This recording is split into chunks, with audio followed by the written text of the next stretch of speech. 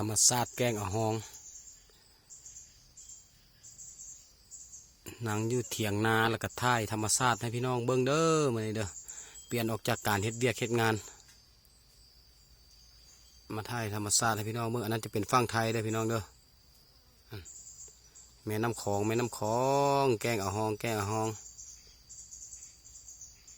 มีแต่มักหินมีแต่เกาะแต่ดอนเล็กๆน้อยๆธรรมชาติบ้านเฮาอีหลีธรรมชาติบ้านนาคำพิกัดบ้านนาคำเมืองท่าพระบาทแข่งบุรีคำไซใครอยากมาเที่ยวมาได้เด้อพี่น้องเด้อมาเที่ยวชมธรรมชาติเล่นน้ำเดี๋ยวนี้ปีใหม่สงกรานต์คนก็เจ้าจะมาลิ้นอยู่พี่เนาะตามแกงนี่อันนี้ก็เอิ้นว่าแกงอะฮองโมเมนต์แกงอะฮงเด้อบุรีคำไซนั่งอยู่เถียงนาแล้วก็ถ่ายรีวิวให้พี่น้องเบิ้งอันนี้มาพักผ่อน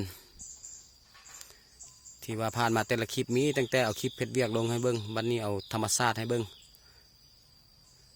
ดนเอามากินบรรยากาศสดพอซื่นใจเนาะพอคลายเครียดพี่น้องเลยเอาอากาศสดเข้าห่างกายเข้าปอดเข้าตับ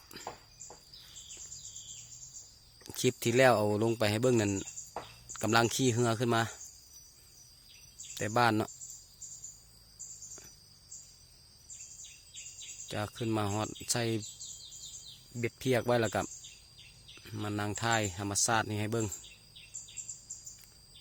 ไปได้มาอย่าลืมมาแวะลิ้นแวะชมแวะเที่ยวเด้อพี่น้องเด้อมีเรือบริการนำเที่ยวฟังไทยนะ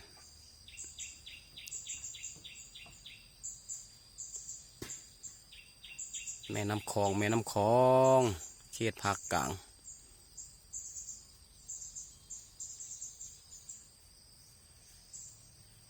สุดยอดเลยแต่ว่าเขาขึ้นมา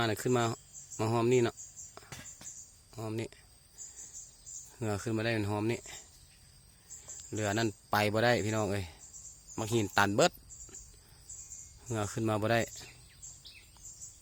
เอาขึ้นมามันขึ้นมาหอมนี่เด้คอยลบคอยรีขึ้นมานำมักหินนี่แหละ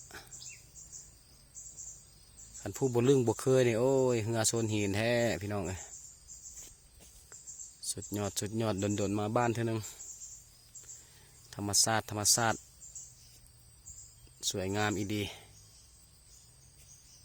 เงียบก็เงียบ